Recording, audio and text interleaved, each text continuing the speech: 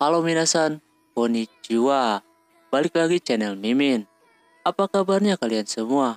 Semoga kabarnya baik-baik saja. Di video kali ini Mimin bakalan nerusin alur cerita anime yang berjudul Gotobu no Hanayome. Buat kalian yang belum nonton video sebelumnya disarankan untuk menonton terlebih dahulu. Yang belum subscribe silahkan diraba tombol subscribe-nya. Tanpa berlama-lama lagi langsung saja ke video intinya.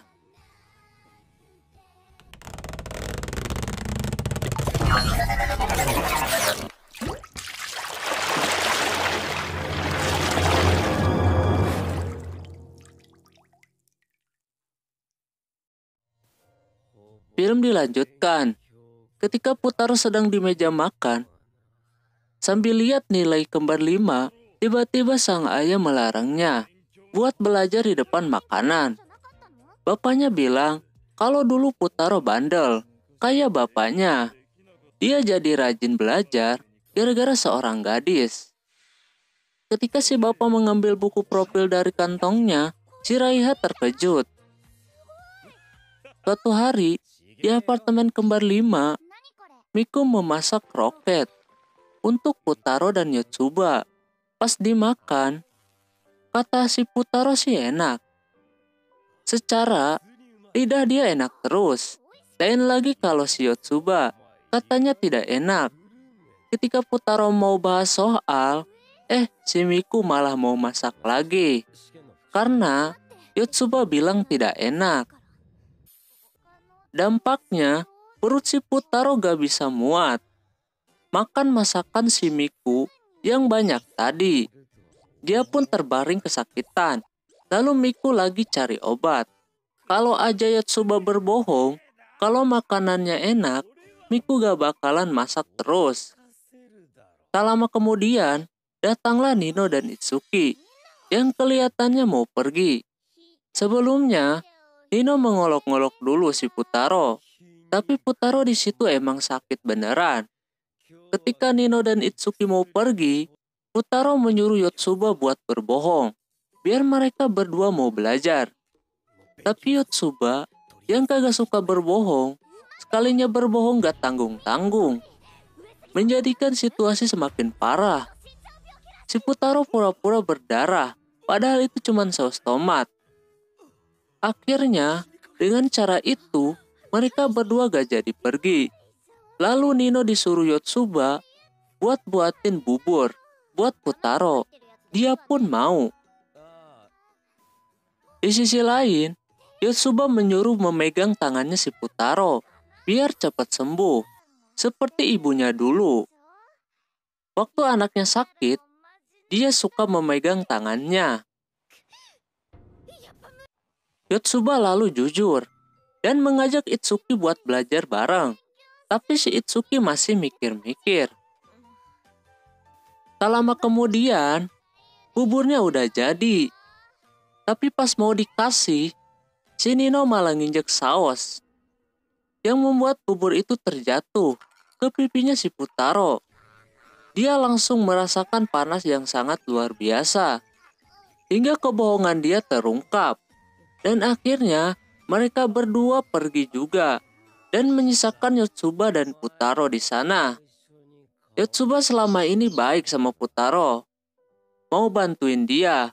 Dan dia orang yang pertama yang berubah. Lalu Yotsuba mendekati kepala si Putaro. Dan ngomong kalau dia melakukan itu karena dia suka sama Putaro. Si Putaro udah jedag-jedug mungkin.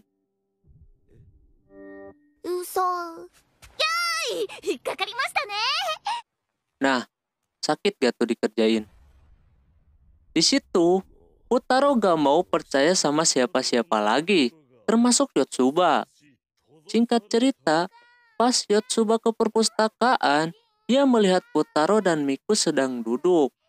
Tapi Yotsuba dikejutkan dengan Putaro yang memakai topeng. Si Yotsuba ketakutan, sampai jerit-jeritan. Dan akhirnya mereka dimarahi karena berisik. Ternyata Putaro ditugaskan untuk menjadi pelaksana uji nyali buat wisata sekolah. Sebenarnya dia gak mau, cuman gimana lagi, dia ditunjuk. Tapi si Yotsuba tidak setuju dan mau mengadu ke guru si Putaro.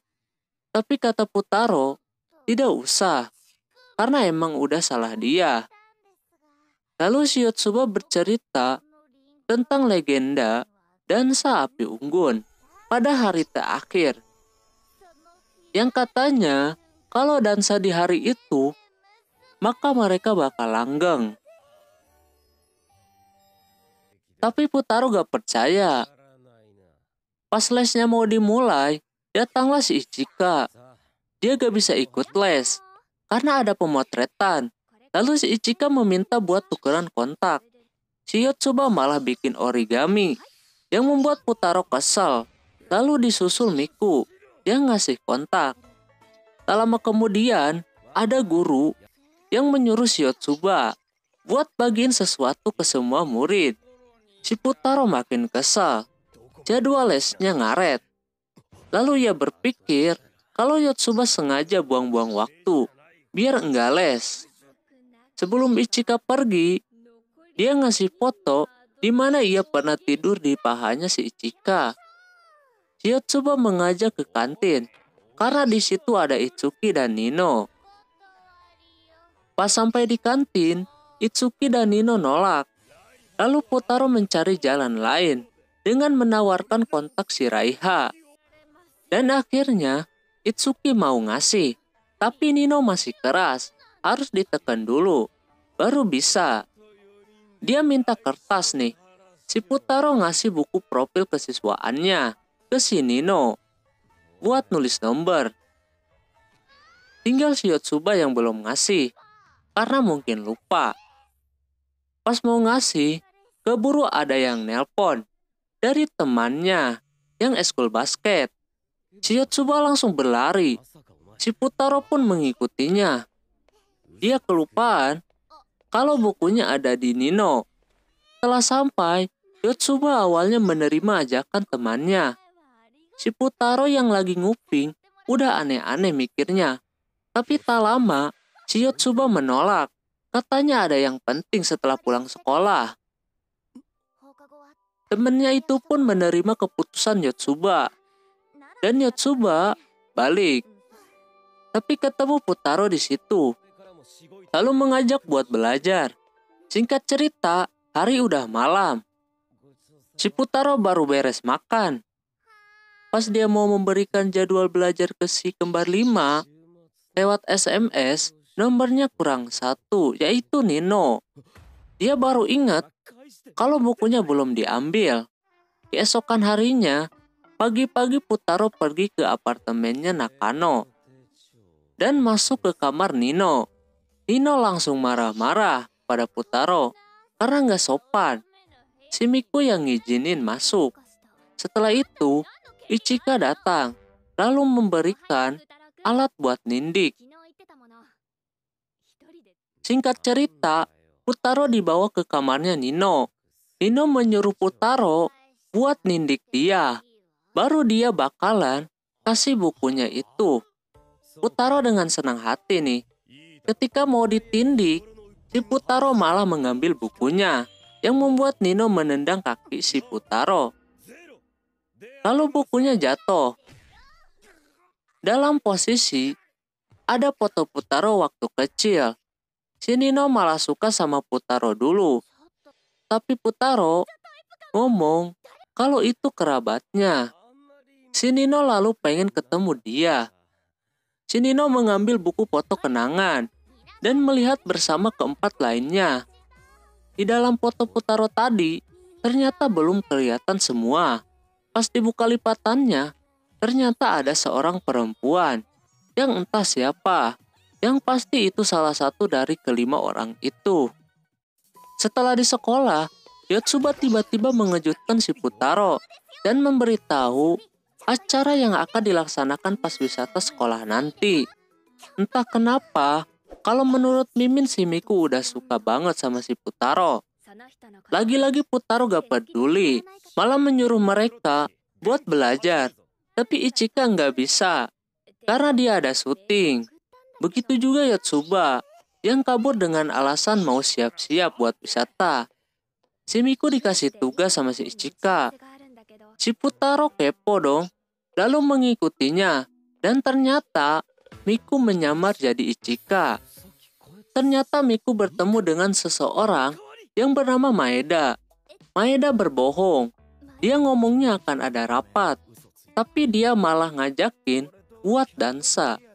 Pas api unggun nanti, si Miku gak bisa jawab. Tapi si Maeda pengen tahu jawabannya hari ini. Si Maeda ngerasa ada yang beda sama si Ichika. Si Putaro yang dengerin mereka dari tadi, dia langsung nyamperin. Lalu beralasan kalau Miku dipanggil sama saudara lainnya.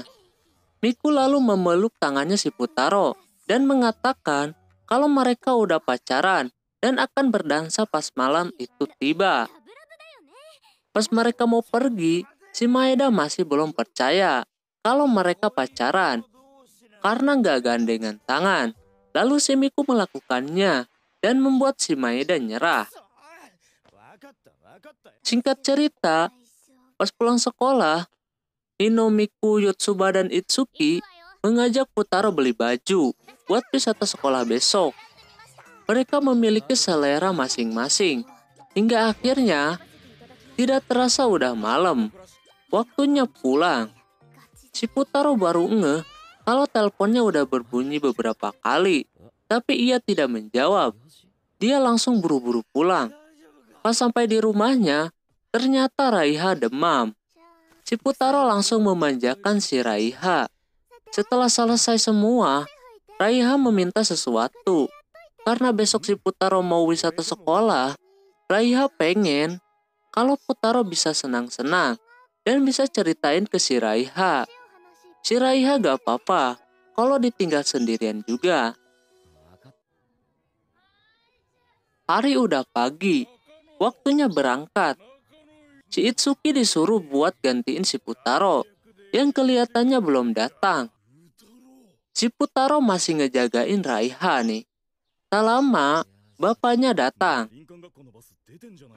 Si bapak ngerasa aneh.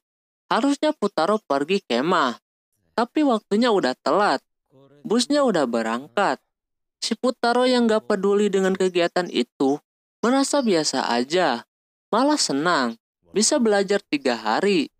Tapi tiba-tiba Raiha bangun dan udah sehat. Si bapak menyuruh Putaro buat ikut karena acaranya jarang-jarang. Tak lama kemudian, ada si Itsuki, lalu membawa si Putaro, yang ternyata keempat lainnya juga ada di sini. Lalu menyuruh Putaro buat ikut, karena Itsuki gak bisa gantiin, karena takut hantu. Setelah di perjalanan, mereka bermain game jari nih, karena bete kejebak macet. Singkat cerita, mereka menginap di sebuah apato yang kamarnya cuma ada satu. Mereka para cewek kebingungan tidurnya gimana. Secara ada cowok di situ. Di sisi lain, Putaro dapat surat dari Raiha dan ngasih gelang keberuntungan. Dan dia meminta buat dibawakan oleh-oleh. Kelima kembar tadi malah rapat dadakan. Lalu Putaro mengajak buat main kartu. Tak lama, permainannya selesai. Si Ichika menanyakan perihal kemarin. Miku mengikhlaskan si Putaro buat dansa sama si Ichika. Setelah itu, mereka makan. Si Putaro memberitahu acara yang akan dilaksanakan nanti. Lalu Ichika mengajak buat mandi bareng. Ketika mereka mandi bareng, mereka nunjuk siapa yang mau tidur di sebelah Putaro. Tapi gak ada yang mau. Lalu Miku memiliki cara lain. Pas mau dilakukan, si Putaronya udah tidur.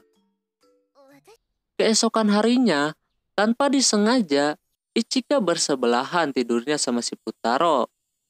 Si Ichika langsung kaget dan melihat di sekelilingnya, emang posisi tidur mereka berantakan. Ketika Ichika mau ngelakuin sesuatu ke Putaro, datanglah si Itsuki. Dia kaget melihat mereka. Tapi Itsuki tidak tahu siapa yang dia lihat. Lalu keluar lagi. Dan di situ, kebetulan rombongan bus pun nginepnya di tempat yang sama. Jadi bareng berangkatnya.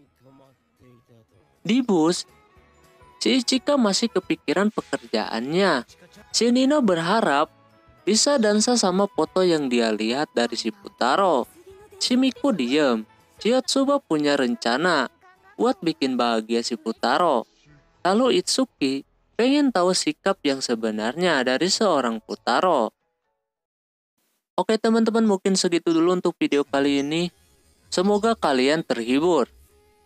Mohon maaf jika ada kesalahan dalam penyebutan nama, tempat, atau yang lainnya. Dan sampai jumpa di video selanjutnya. Jah, mata nih, bye-bye.